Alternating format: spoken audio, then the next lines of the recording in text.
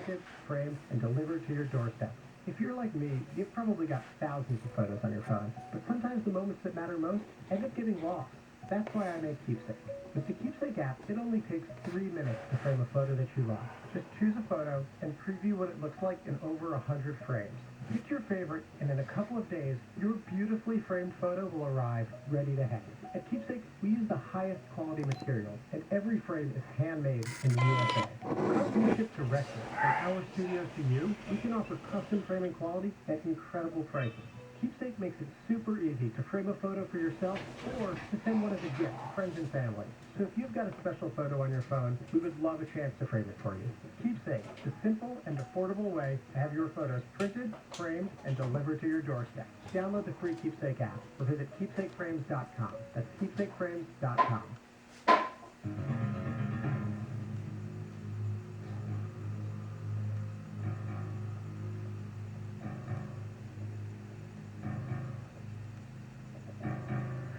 Lincoln Starnes is a full-time courier for FedEx and a two-time author. First one was about his dad's woodworking, but second one here is what I think is a worthy addition to our national consciousness about what happened on 9/11, especially with regard to the Pentagon. And you know, it's remarkable that as Lincoln was telling the story, the book was finished, and then it sat for a very long time before it ended back up on the shelves now, here coming up on the 20th anniversary. You were an English major in college. Was that right, Lincoln? Yes, sir. Okay. I went to the University of Virginia. Yeah. Go Cavaliers? Is that what y'all are? Yeah, Wild Right? Yeah. Okay. And I'm so excited about football. I'm stupid about football. So I'm like really geeked out about that. But I'm reminded, did you ever read Coleridge's Kubla Khan, the epic poem? No, but I know about the Mongols. I mean, I'm familiar with the Mongols and the Khans, All right. but I never read that, no. The writing of so, you know, Coleridge wrote Rime and the Ancient Mariner, and he was part of that romantic period of long-form epic poetry. And the story of Kubla Khan is that he wrote it out of an opium-induced dream, and he was working on it, and he all of those wonderful words and phrases that he came up to describe that story were in his mind, and he's jotting them down furiously while they're still fresh in his brain. And he gets interrupted by somebody pounding on his door. And the rest of the poem is lost for eternity. And so the poem, Kubla Khan, goes unfinished. He shares it with, you know, his friends like Wordsworth and Byron and whatever, but he never publishes it until like 20 years later, when the poem is finally published in an unfinished form. But it sat there forever. And I think that's... So Coleridge was a contemporary of Byron? Yeah, he was part of the Romantic period. Yeah, American, and I think that British, but I mean, that period was so profound in American literature too, and so influential.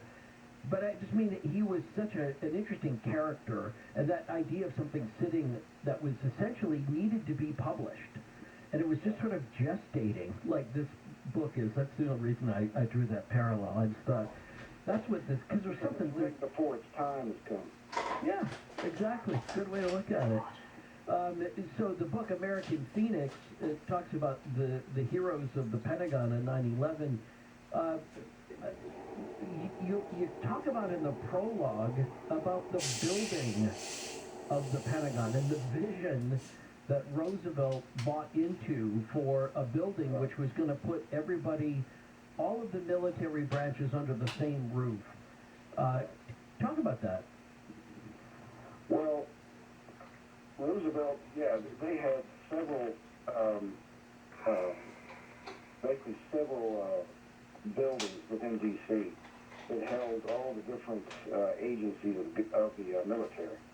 And it was very was a very awkward situation. They couldn't communicate very well, especially back during those days in the 30s, Depression era.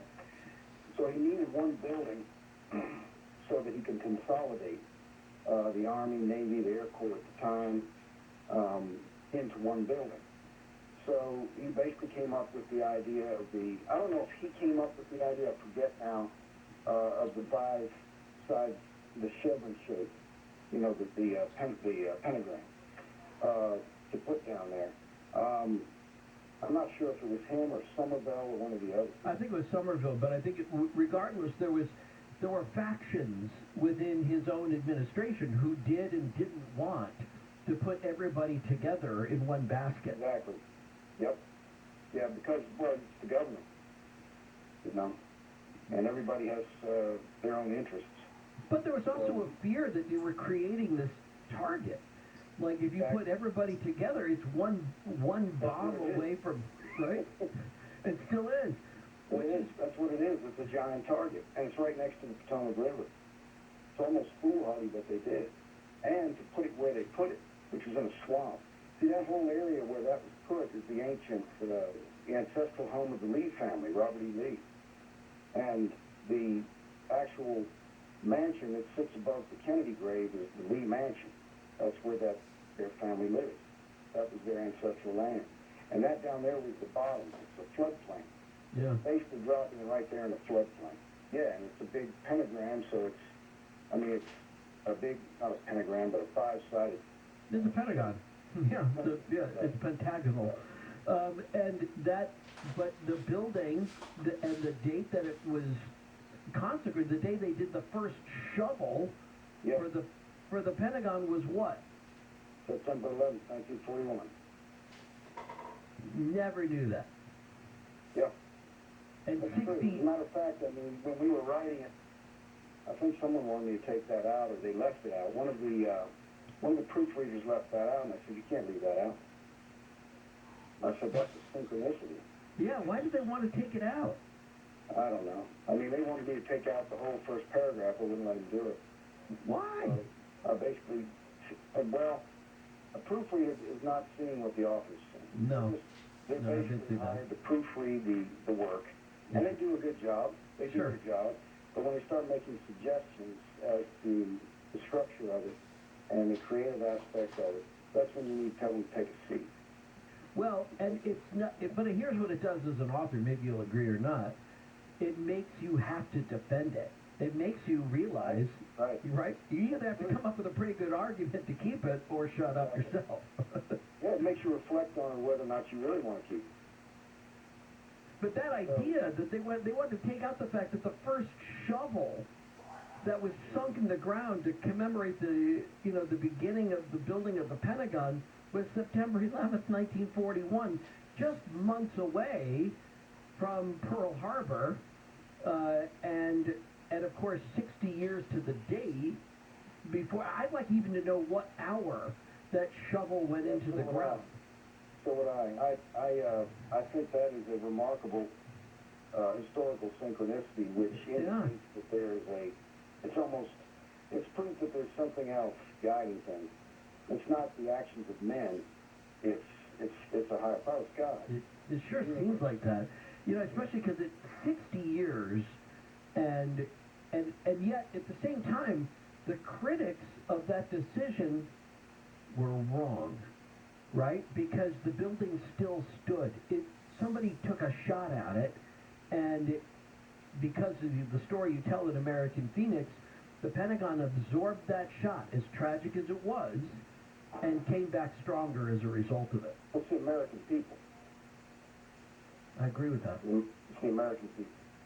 And that's what whatever enemies oppose us, had better understand that it's the American people that they're fighting. It's not our government. It's not a president or a congressman or a senator. It's the people. And they've always lost. There's been a lot of people try to take this country down, and they failed at it. And that's just another example. Did we collapse after Pearl Harbor? No, we lost more people in this attack than we did at Pearl Harbor. I think it was 2,500 at Pearl Harbor, and this was over 3,000. Yeah, on 9/11, yeah. Right. So, you got a creaky chair, by the way. I hope it's an old wood chair, like an old wood office chair. It's about to fall apart. But, I'm just trying to hear you real well because I don't have my speakerphone on. Good. They told me to cut that off, so. Yeah, good. You don't want to do that. The trade-off is worth it, trust me, because you sound fine. All right, so there are so many stories. So let's just start there. When you start to read American Phoenix, you'll immediately get a sense for how everything will converge at that moment at 9:37:36 when the impact takes place on that wall at the Pentagon. But after it happens, as you began to investigate this, not quite 20 years ago, as you began to collect these stories, tell me about some of the heroes that you were inspired by as you wrote down their oral histories. Well, I think that, I don't want to slight anybody. There were heroes that I never spoke to, that never got their story told, and they're out there, and maybe they're listening to this program. And I don't mean to slight them, but these are essentially the people that included in the book I first learned about through the articles. But I would say it was Staff Sergeant Christopher Brayman. He probably stands out as one of the foremost heroes. Craig Powell, the Navy SEAL that held up a section of ceiling to allow people to crawl between his legs. And he had a very heavy woman had jumped out of a second-story window, or the second level, onto his leg and landed on his leg. So he was in extreme pain. And to me, he's a legend. They ought to have a module down at the UDTC Museum in Fort Pierce. And Bob Reeve down there is the one that got me in touch with Craig Powell. But they ought to have, he's a genuine American legend because of what he did. Because he earned the moniker Big John after that moniker.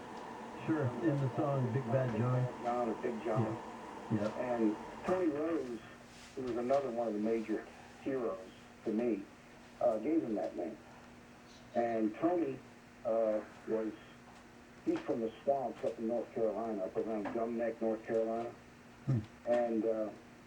And he worked a lot. He worked with Craig Powell to save people.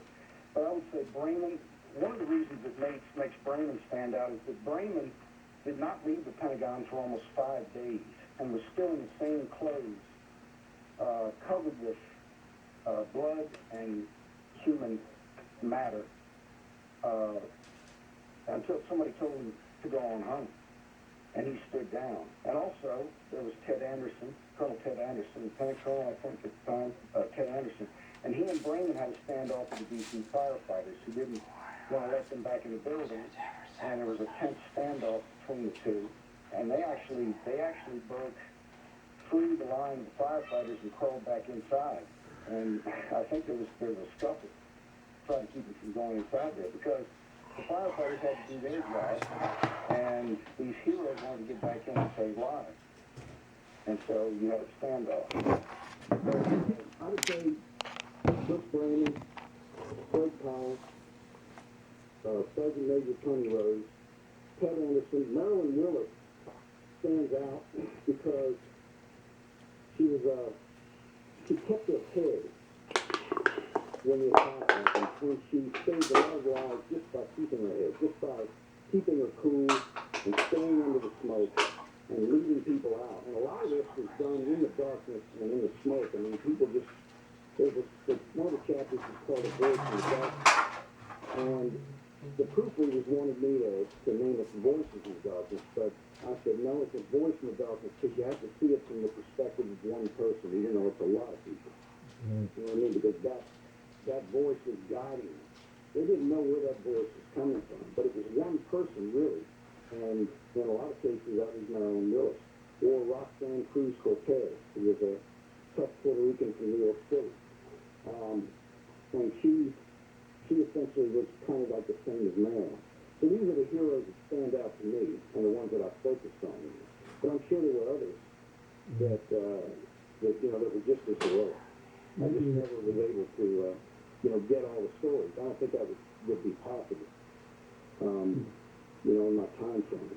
Well, maybe in an expanded edition coming up when there's a 10th anniversary of this book, you'll have a chance to sit down with some of the other people. But I want to talk more about Marilyn. What was Marilyn's job at the Pentagon? It escapes me. She worked in the Army Command Center. I think she was in the Army Personnel Center. Actually, another person would be Phil McNair, who was her boss, I believe. And they all worked in the Personnel Center of the Army. Basically, the attack happened on the west wall where the Army Command Center was. The Navy Command Center was below it, and the Army Personnel Center was upstairs. It was all in there. It was Army and Navy. And I believe she was on I think she was on the second floor. And one of the biggest problems for them was that once the plane had cut through the building and plunged everything into darkness, basically everything was plunged into darkness because they had to cut the power, because you had all these power lines that posed a danger with all the fuel around and everything. So someone had to go in and cut that power. And it goes into that. It describes how that was done. And then they were all plunged into darkness. And so essentially they formed daisy chains, where they got down on the ground and they started crawling. And one person at the head of the daisy chain would head for a door, and then if that door was blocked, they would head, to another door. And they were taking shirts, pieces of clothing, and soaking it in water that was, being sprayed down from the sprinklers and the ceiling.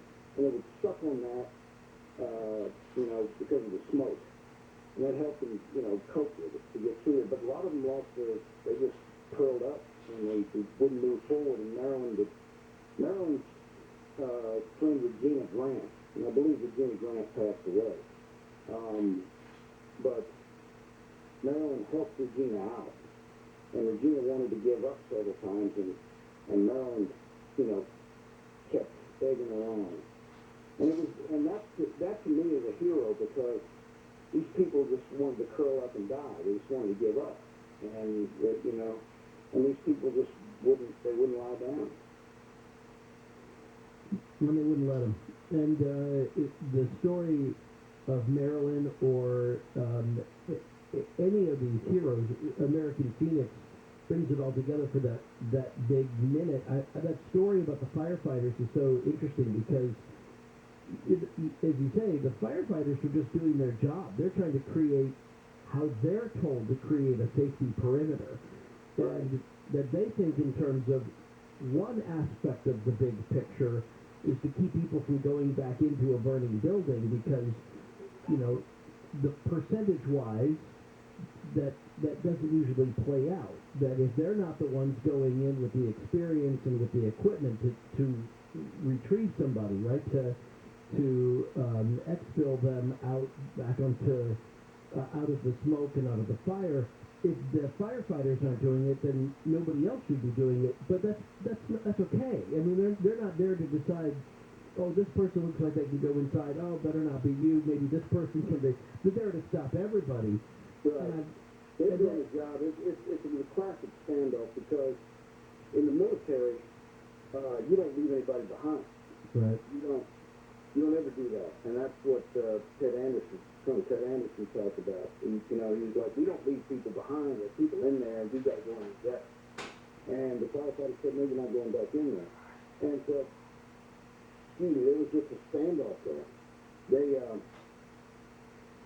They didn't want to. Neither side wanted to yield on both sides were right. I'd have to say. Right. No, it's totally fair. Yeah, it's interesting because, of course, we think of the firefighters and the sacrifices they made in the towers going up to get people to help them come down. And in this case, it was a different paradigm. Same training said can't let these people in, but they went in anyway because they were also working on kind of a different criteria, as you say. That's part of the the military ethos of never leaving a buddy behind. So to go back in and bring them all out, to bring out as many people as they could, these are some of the heroes you'll read about in American Phoenix.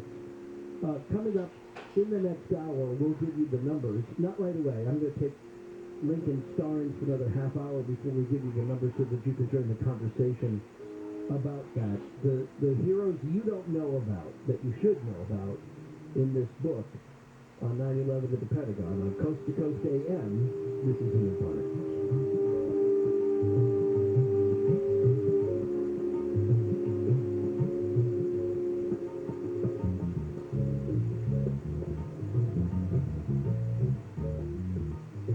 Conway here. Are you thinking about refinancing, or if you've already refined your mortgage in 2020, it's more than worthwhile to contact HMS Capital. HMS Capital's Mark Tice has one recommendation. You apply with HMS Capital, right? And then you apply with another lender. HMS Capital is the only lender that I know of that encourages homeowners to apply with multiple lenders. So I've known Mark for a long time through Bill Handel, and it's totally true. There are no appraisals and no application fees of any kind. So go ahead and take the HMS Capital Challenge. Apply with HMS Capital and then apply with some other lender. Rates are the lowest they've ever been at HMS Capital. 833-255-5698. 833-255-5698 or hmscapital.com. HMS Capital funding is a DBA funding and finance criminal and number. HMS Capital is licensed under the Department of Financial Protection and Innovation under the California Residential Mortgage Lending Act. License number 4130360. Equal housing lender.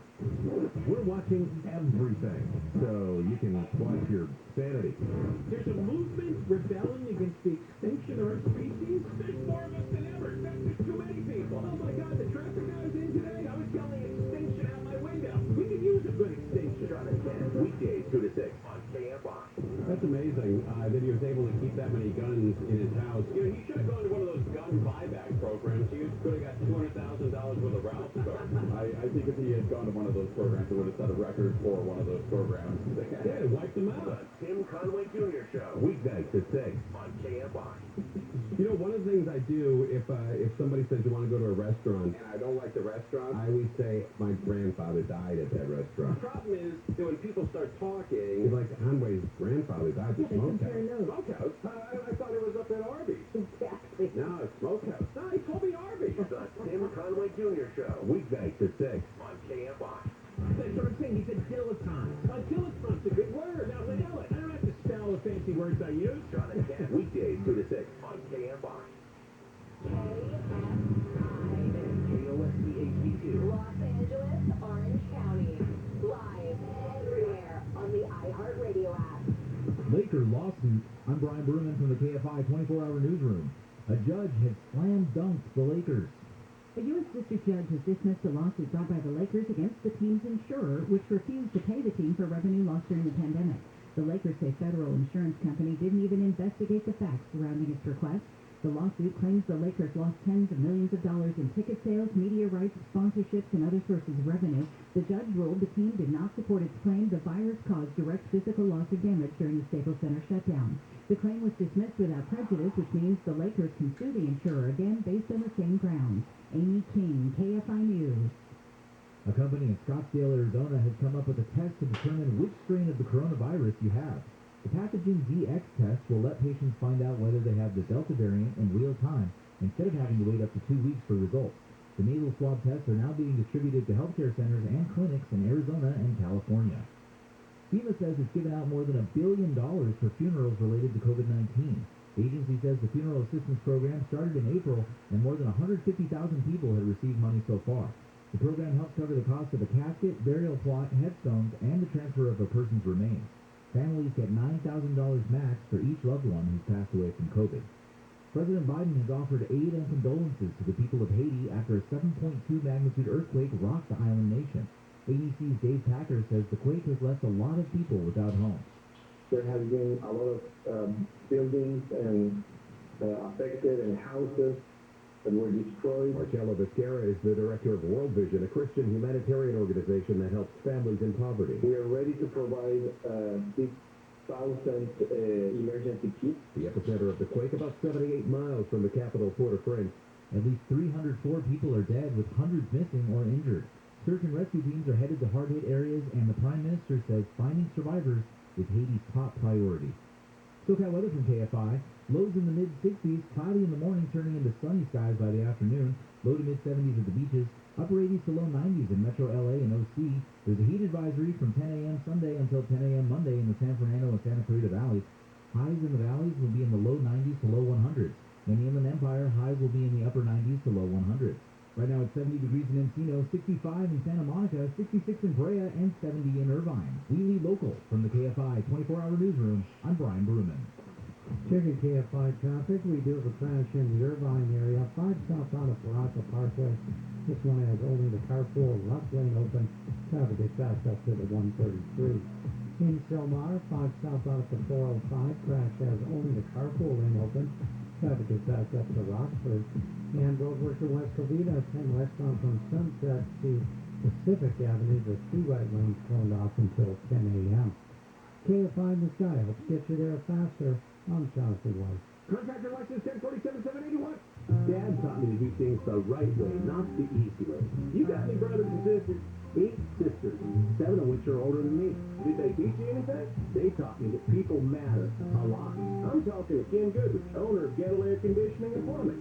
The day I started my business, my first job was for a 90-year-old man whose air conditioner broke down on the hottest day of the year. And he didn't have any money to pay me. That's awkward. He was really embarrassed. So when he asked if I could take an old cello as payment, I told him I always wanted to learn to play the cello. The what? The cello. It's like a giant violin. You talking about the thing standing in the corner of your office? Yeah, I didn't know you could play that. I can't.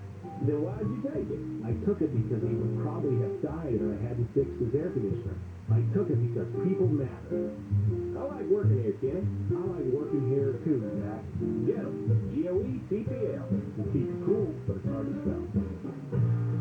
Hey, it's Dean Sharp. Ever since Duffy Power Services became a sponsor here at KFI, I've been getting a lot of questions about how backup generators actually work. So here goes. Once Duffy evaluates your home, they hook you up with the perfect generator to meet all of your needs. Then, when the next outage occurs, while everyone around you loses power, your generator automatically takes over and life continues uninterrupted. When the power comes back on, the generator turns itself off. It's just that easy. What's also easy is 0% interest financing and payments as low as $72 a month, which makes your emergency power totally affordable. Now, as you know, the pandemic has everything in short supply, so don't wait. Call today and Duffy will make sure your life, your comfort, and your safety won't be interrupted during the next outage or any of the ones after that. Dial pound 250 on your cell and say Duffy Power. Pound 250 Duffy Power, or find them on the web at duffypower.com. That's DUTHIE power.com.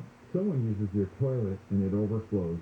Can you imagine how embarrassing that is for your guests and for you? Hello, I'm John Akoyan, owner of Rooter Hero Plumbing. You're hosting a party, the water's on the floor, and your guests have to tell you that the toilet is backed up. And worst of all, you have to tell your guests that they can't use the bathroom. I shudder when I tell this story because it happened to me.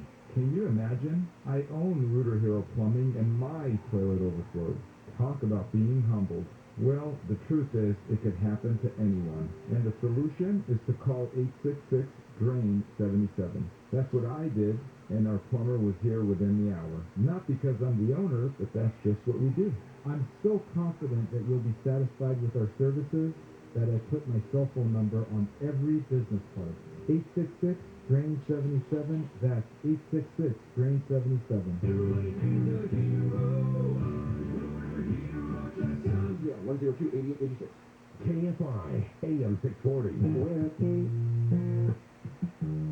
he doesn't read my watch. He has a shame. But every time my world is saving, he's my Superman. Some folks don't believe in heroes. They haven't met my dad.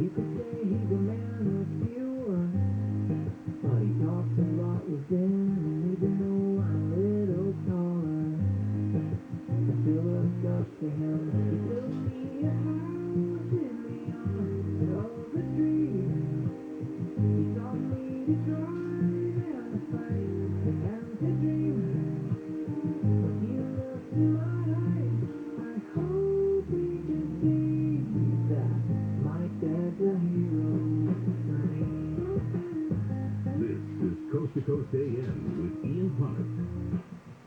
What a great song. Owl City from Owatonna, Minnesota, or as the local joke goes, Owatonna.